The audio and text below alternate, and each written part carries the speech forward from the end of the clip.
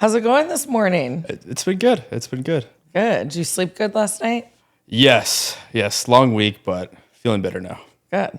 Well, I would like to introduce my baby brother, Dennis Ryne. Welcome to another episode of All the Rumors Are True. Yeah. Thank you for having me. Thanks for coming. Mm-hmm. So Dennis actually lives in Tampa, Florida. And you have a satellite office here. Is that correct? Yes. So he came in a few days ago and worked at that office, and then now we're just going to enjoy our weekend. Your best friend's coming in from Austin to see you, right? Yeah. Nick and Hannah will be here. How long has it been since you've seen him? I actually saw Nick last year. We went to Daytona Beach. Oh, how was that? I've never been there. Kind of ghetto, honestly. Love the realness on that. It was like what you imagined Florida trash should look like. So maybe like Corpus? Yeah, like it was like biker week. It was kind of a mess, honestly. But seeing Nick was cool. Yeah. The nice thing about Florida, no one really like gives a shit there. Yeah, no, Florida's very. I like the state of Florida. I've been to all the hit places, right? Like Tampa, Orlando, Pensacola, Destin, Rosemary Beach, Palm Beach, Marco Island, Miami. I've been Key West. I've been pretty much everywhere there. But there are some areas obviously that are much more bougie than others. Yeah. Much more. What would you say Tampa is? Because you've lived there for like a year and a half already. Yeah, Tampa's like New Jersey. New Jersey? Yeah. Like everyone's from out of state there. It's one of the nicer cities. It's like Tampa and Miami. Wait, hold on. Have you ever been to New Jersey? I live there now. Oh my God. I'm like, how can you compare New Jersey to Tampa? Like, have you ever gone? I've never been to Jersey. Like, so no, I actually haven't, but I promise you everyone in Tampa's from New Jersey. Okay. So you're just saying Tampa's like another version of. Yeah. Okay. You confused me on that one. I was like, okay, so everyone's Italian or like Guido's. Yeah. Very GTL. Yeah, very culture shock. Very loud. We're loud. Yeah, theirs is different. Yeah, you're. they don't even know me, and they talk smack. I love that for you, though. You deserve to be talk smack too. You're my little brother, so he is 10 years younger than I am. Even though I know I'm much better looking and I look younger, but it's neither here nor there. Do you agree? Agree what? That you're better looking? I'm just kidding. No, we don't really look that much alike. So we have the same father. Uh-huh. We do not have the same mother. Mm-hmm. And I feel like you take more from like your mother's side than you do the Ryne side. Because I feel like when you look at, if there's a picture of me, you and dad, yeah, we look alike, but like I feel like I am his like cut, copy, paste. Yeah. Like I don't think I look like my birth mother at all. Uh-huh. I don't think I ever have. Yeah, I think I look like more like Uncle Shane. Yeah, like that's your mom's side. Yeah. Yeah, and I agree. He's hot. Or he was hot. I don't know what he looks like anymore. There's no relation with me to him, so I can say that. Our parents are divorced, so I can say that. Because I met your uncle when I was like 12 or so. So like right when girls start having crushes. Uh-huh. We were in the Cayman Islands, and he like brought his girlfriend. Her name was like Jen. Was it Jen or Janelle? Jen. Yeah. There's two. No, it was Jen. Because like you were like 2 years old. Like you were like baby. Yeah. And he brought her, and I remember she was, she had been somewhere in like Miami or Cancun or what. Anyway, they photographed her, and she was in like a Midol like photo shoot, and she was in like a magazine. And I remember thinking like, because he was so cute, and she was like kind of pretty, but like it was so glamorous because it was like, oh my God, he dates models. And yeah, I don't know what he looks like now. I haven't seen him since you graduated high school. So he still looks young. He was always really good looking. Yeah, he was like some 25-year-old girlfriend now. Love that for him. He goes to Florida a lot. The men get older and the women get younger, it seems. Yeah. Right? Yeah, he sends me like a picture of his girlfriend like every other month. I love That's that. like a new one. I love that. Okay, so today you and I are going to talk about your road to recovery, sobriety. I guess maybe a little viewer discretion is advised because, pretty rough stuff that we're going to get into. But I'm going to try not to cry so my makeup looks good. But in November, you will be 5 years sober. Yeah. So 5 years. Thank you. 5 years. It's a big deal. And I want to point out, too, that you never relapsed.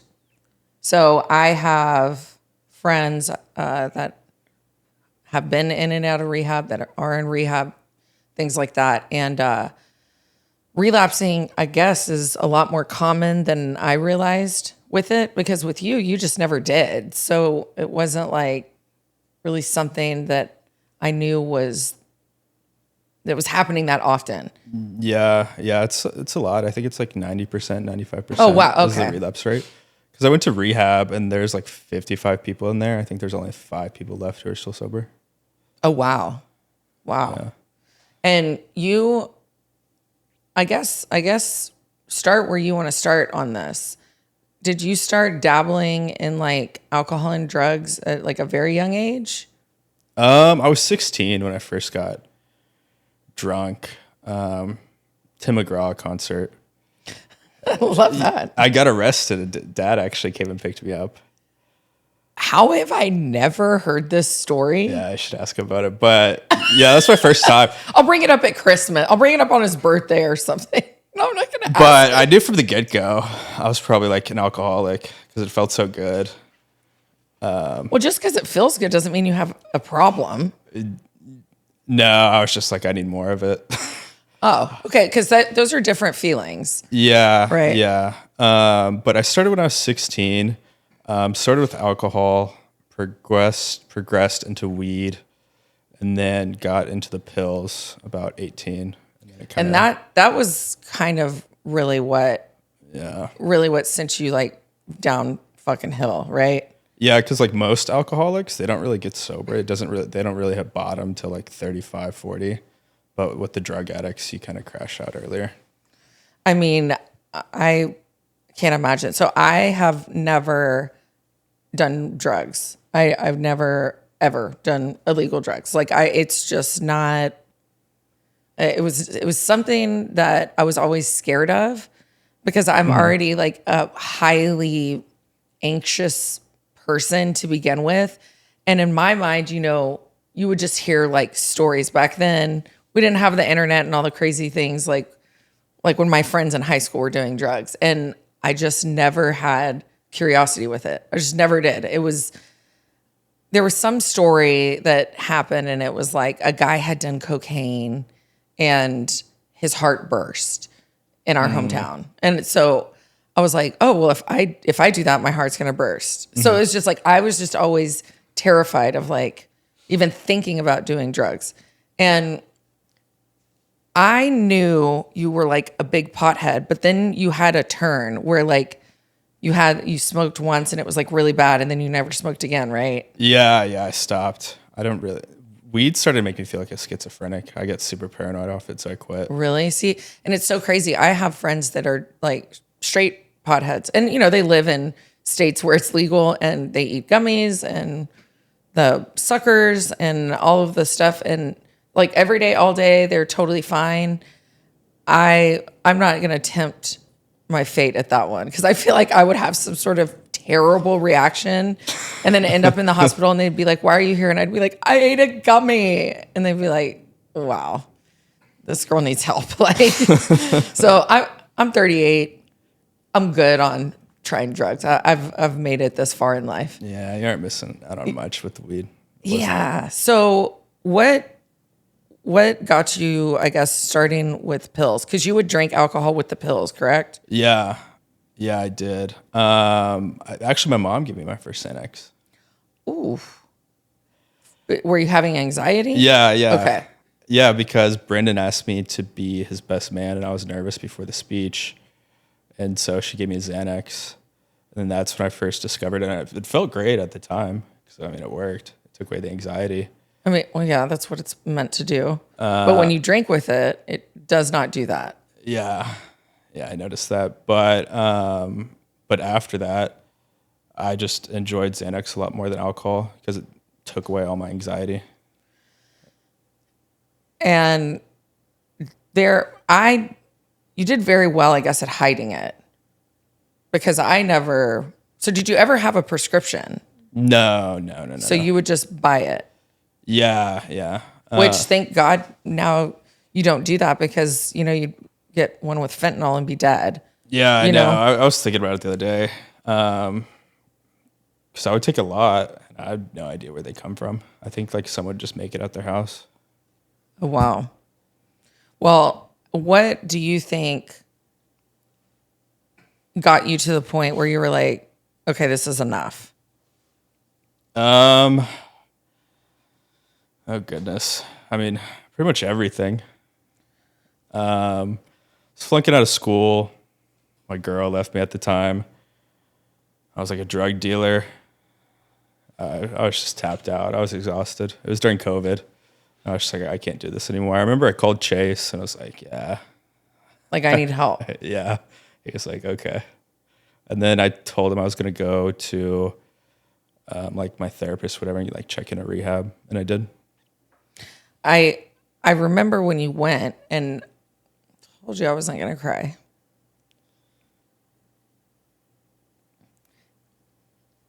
I remember when you went, there had been an instance, and you had taken some pills and you were drinking like pretty heavily.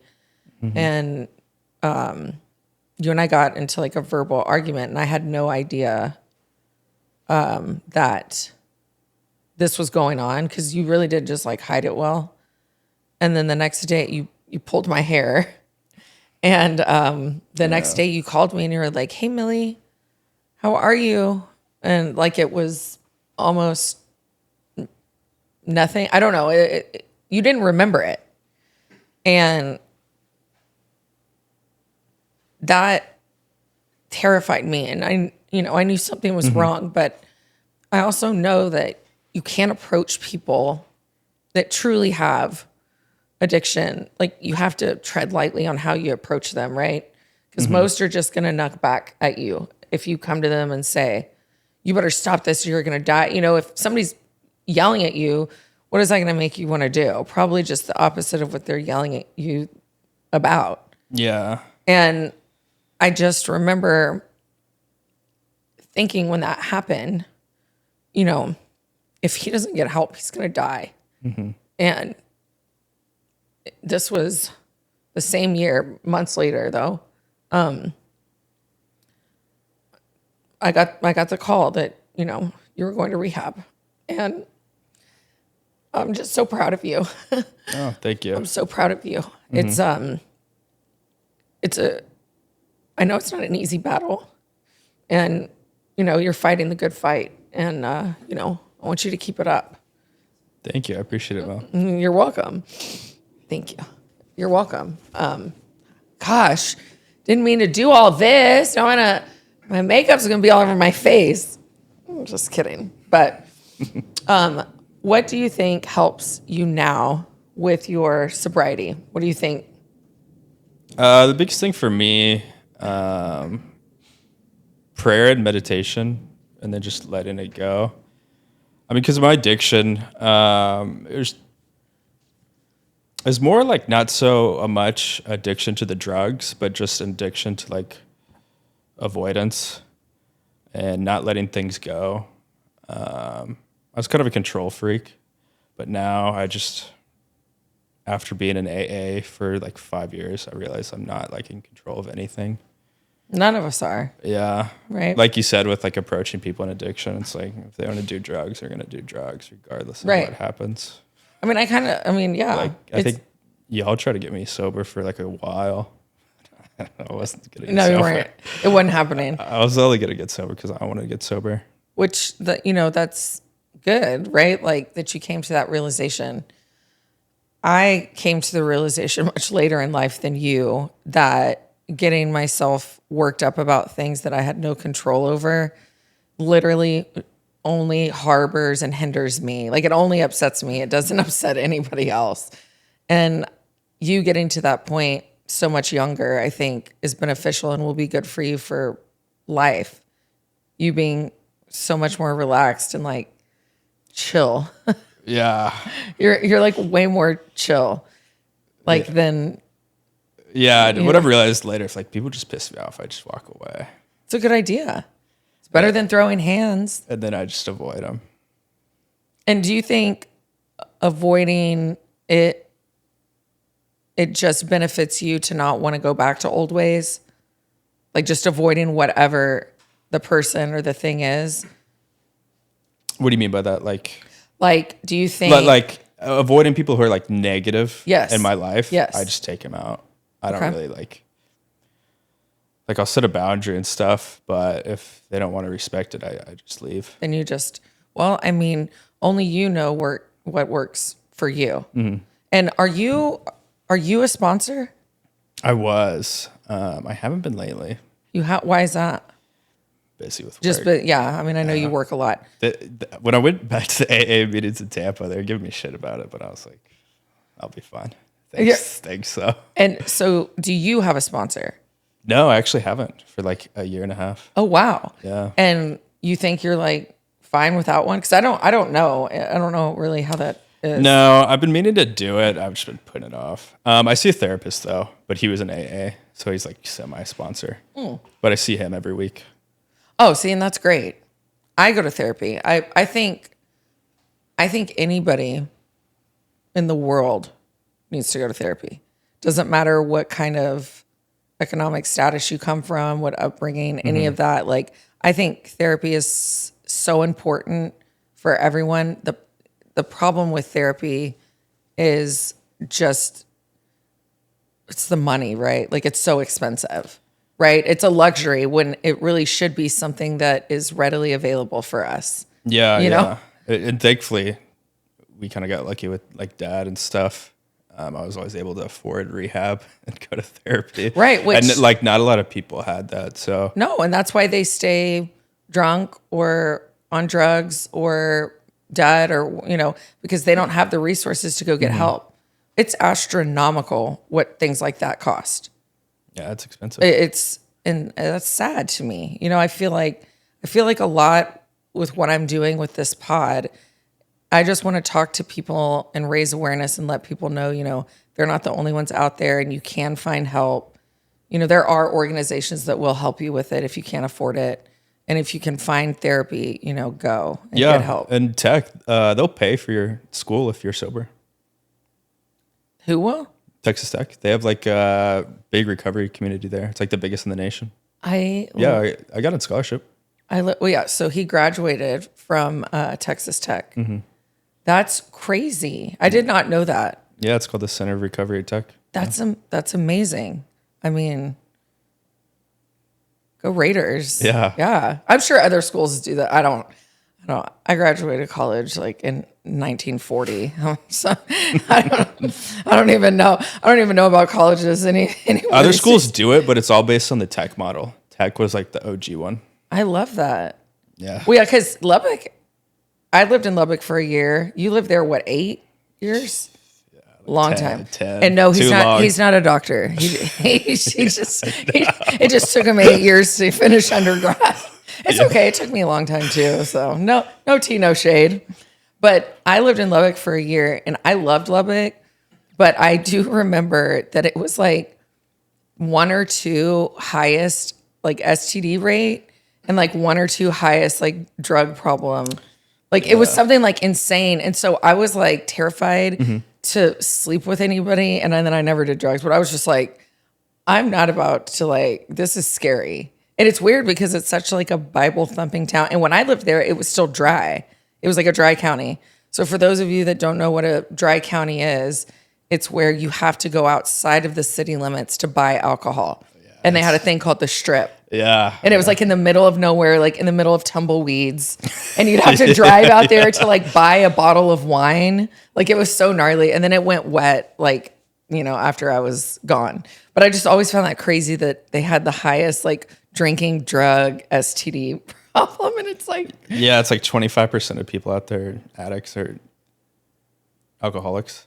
I mean, I would have 250,000 people and like 25% of them. I mean, that's a lot. That's a big percentage. Insane. Yeah. I loved Lubbock though. Lubbock's a fun little town.